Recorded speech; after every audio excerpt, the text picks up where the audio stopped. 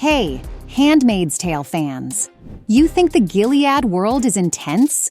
Well, wait until you hear what went down off camera. Say, how do you get yourself to that dark place?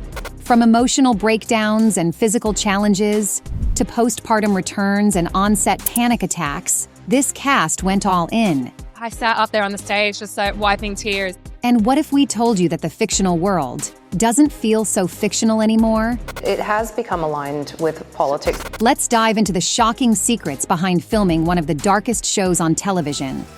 Stepping into Gilead. Let's be honest, this show is emotionally exhausting just to watch. Now imagine being the one living in that world for months at a time. Take Yvonne Strahovski, for example. Do you ever sort of take your character home? No. No, I don't think I can take Serena home. There were moments where she just couldn't justify Serena's choices, and that made filming tough. She spent hours dissecting her motivations to make the character authentic. She makes certain choices and they're awful choices. They're so bad. And there's one scene in particular that still haunts the actress. It hit her so deeply that, afterward, she asked herself, how did I even get through that? Was the scene where she takes June to see Hannah, except she leaves June in the car. And she goes and sits next to Hannah, and it's awful. But something changed over time. Once Yvonne stopped judging Serena and started understanding her, the role became a little easier to slip into. I do feel by this point I'm like really aligned with, I could get her and I understand what she's thinking and feeling. Anne Dowd, who completely owns the role of Aunt Lydia, faced a whole different kind of challenge. For her, the role was physically draining and emotionally intense. Even when Lydia was doing horrible things, Anne worked hard to find her humanity. I think she felt she loves these girls, and this is her duty and her job, and they will not change under any other circumstances. In season 1, she even went above and beyond to help the background actors. Since many of the extras weren't fully familiar with the world of Gilead, she took it upon herself to guide them. And I would take the cow prod, and if they looked away, I would slam it on the desk, and the poor dears would jump right straight out of their skin. Wow. And I would say to them, what are you looking at? I asked you a question. It's unbelievable. What do you think of that approach? According to the actress, she was quite pleased with herself in those moments. But I must say, I loved getting into her that way. It was Anne having a bit of fun. Scaring the wits out of them. And by the end of season 6, Down got so into her character that she actually started trying to protect her. I have come to love her so deeply. Then there's Elizabeth Moss. She didn't just play June, she embodied her. Late-night rehearsals were the norm. She and co-stars Samira Wiley and Alexis Bledel would practice the tiniest details. How to stand, how to tilt their heads, sometimes even running scenes on random street corners at 11 p.m.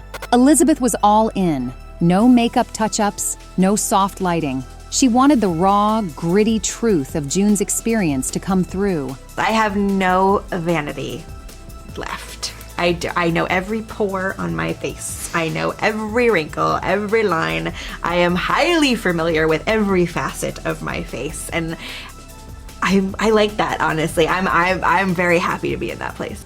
And her talents behind the camera are just as powerful as her performance in front of it. Maine. So, we all know Elizabeth Moss totally owns the screen as June, but she's also one of the show's most passionate and hands-on directors. I feel so inspired by her as a woman, and it's been a joy. She said that even while acting, she always pictured how scenes would look when edited, the shots, the timing, everything. So when the chance came to actually direct, she was more than ready. But that doesn't mean it was easy. Directing The Handmaid's Tale came with a ton of pressure. Big emotional scenes, logistically complex shoots, and all of it during tight schedules and strict COVID rules. She even joked that it was a hell of a lot. One of her biggest challenges? That massive train station scene at the end of season 5. It involved over 500 extras, all of whom had to be COVID tested, and the entire sequence had to be shot in just 7 hours. No pressure, right? But that didn't stop Moss from pushing even further in season 6. In the episode titled Train, she wanted everything to feel raw and grounded. No shortcuts, no green screen magic. We spent about a week, me and the DP, in that train with no one except for the first AD and someone from the art department, just planning it out and trying to figure out what we were going to do and how we were going to shoot it. And while Moss kept the intensity high, she was also incredibly collaborative. She created a space where the cast could dive deep emotionally, and her co-stars were seriously impressed. They said she knew exactly how to get the best out of everyone. Just watching Lizzie and knowing how many things she is navigating at the same time, and then you hang out with her between action and cut, and you're like, oh, and you're cool and funny and charming. And she'll direct sometimes while being June, while worrying about other things, while being a mom, and she does each perfectly and seamlessly, so much so that I will watch her to just try to be more like her. Oh, and did we mention she directed while having a newborn? Moms in a dystopian world.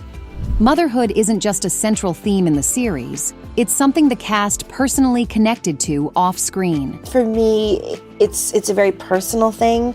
This show, it's not as simple as it's about a great mom or, I think it's about this person who will never ever give up on who she loves. Elizabeth Moss welcomed her first child in 2024, and that real-life experience brought a whole new depth to her portrayal of June in the final season. I think I've done a pretty good job playing a mom without being a mom for a long time. She said it unlocked emotional layers she'd never accessed before, especially when playing a mom fighting tooth and nail for her child. It's impossible not to think about the real child and to draw those parallels in a very emotional way. Plus, I was really tired. I just felt like the tears just came a little bit quicker.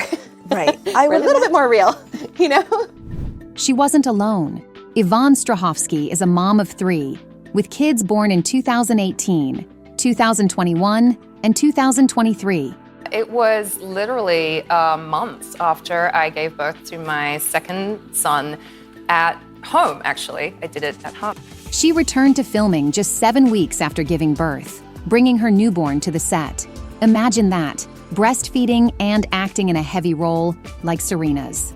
Strahovski admitted that balancing motherhood with her demanding role was challenging, but also enriched her portrayal of Serena. She especially recalled the scene where Serena becomes a mother. The baby on set is, it's like a 16-day-old, little twin, if they're twins usually. 16 days old. Yeah, Holy and they're cow. tiny, teeny, and they cover them in cream cheese and jam.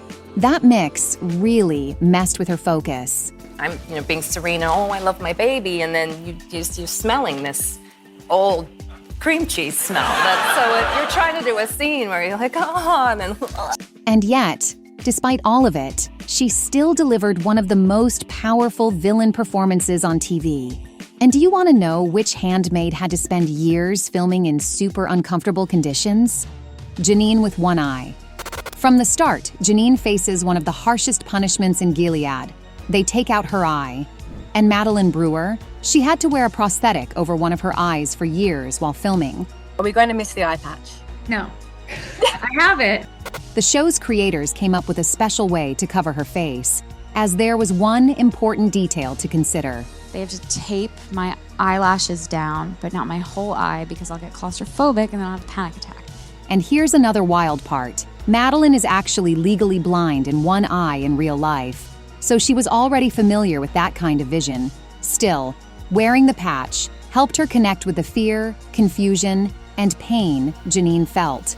Sometimes, even after filming wrapped, she found it hard to get back to real life. I've been on other sets where they call rolling and I'm like, oh no, I'm missing something. And it's just so used to, 6 seasons, 8 years of something covering my right eye.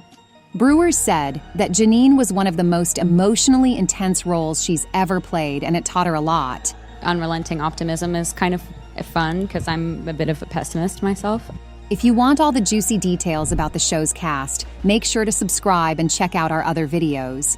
But for now, ready to find out what the atmosphere is like behind the scenes? Dance with Swift. You'd think that working on something as dark and intense as The Handmaid's Tale would make the set feel super heavy all the time. But actually, it was the opposite. The biggest misunderstanding about the show, I think, is that it is a dark atmosphere on set. And it is one of the most fun places to work. It is so light. It is so creative. We have so much fun. There's so many laughs. Elizabeth Moss once shared that despite all the crying and screaming on set, there was actually a lot of laughter and love among the cast and crew. One of my biggest challenges as a director is sometimes getting everybody to settle down so we can do a serious scene. If you get a few of these people in one room, they will not stop laughing, they will not stop joking. It is like, I feel sometimes like a little bit of like a kindergarten teacher, you know, who's like, kids, come on.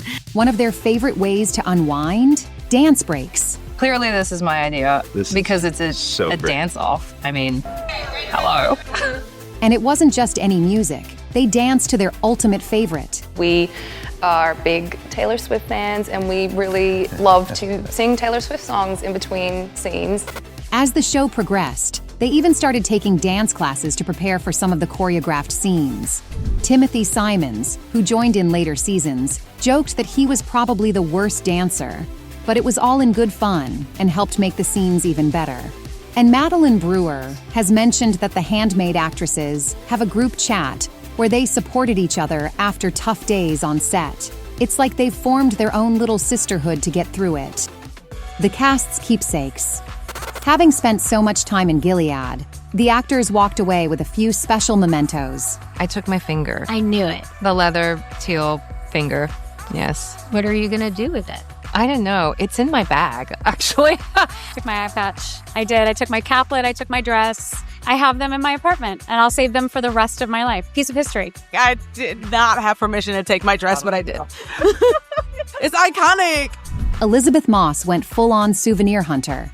She walked away with an entire Handmaid's costume, bonnet to boots, and even grabbed a Scrabble board, which, if you remember, had some pretty significant moments in the show. She also mentioned taking a bunch of other little pieces from the set. I mean, I have a list of things. I don't even know. I've got a Scrabble board. I fought people for things. I called dibs. I was like, no, I'm taking that. I'm sorry. Moss joked about wanting to take her character's specially designed underwear, but someone beat her to it. There was one thing I wanted, which was Offred's underwear and set that I wore that was specially designed, and someone told me that someone already asked for it. Well, the request was definitely a bit unusual, but Moss just found it funny and didn't bother to go into the details. Like, I want Elizabeth's underpants. I'm gonna take them home. I'm gonna put them in storage for a while. In a later interview, she casually shared, And I got my underwear too. Don't worry. And if you're a Handmaid's Tale fan, you know the show isn't just some wild fiction. It's got some pretty unsettling parallels to today's events. The real world impact. You know what's really crazy? Even the cast has talked about how disturbingly close Gilead sometimes feels to the real world. Like, it's supposed to be a dystopian future, but honestly... It feels kind of like season 1. And the level of just how prescient it is right now. The show tells a terrifying truth, I think, which is that none of those things are inevitable. They never were, and they never will be. Elizabeth Moss once said she wished the show would become irrelevant, because that would mean the world is in a better place. But the way women are treated, the control over their bodies, the fear and silence, it's no longer just fiction. 10 years ago, there were 64,000 pregnant victims in the country now without access to health care. The cast also noticed how the show mirrors what's happening in American politics today. I do know that there was a familiar feeling on set when the results of the American election came out. Samira Wiley said that being part of the show made her even more aware of how fragile rights can be and how important it is to stay alert. And those red cloaks, they've become more than just costumes. It's a symbol of resistance for women. It's created almost a movement. It's an iconic color. We also have a lot of Junes right now. There's a lot of Junes sitting in this room. And so I like that the book has given powerful women a name. The show gave a face, a costume, and a voice to a movement. Pretty incredible when you think about it. It had a profound impact on everyone involved, emotionally, mentally, and even physically. What moment from The Handmaid's Tale hit you the hardest? And which character do you think changed the most? Don't forget to like, subscribe, and hit that bell if you want more behind-the-scenes deep dives.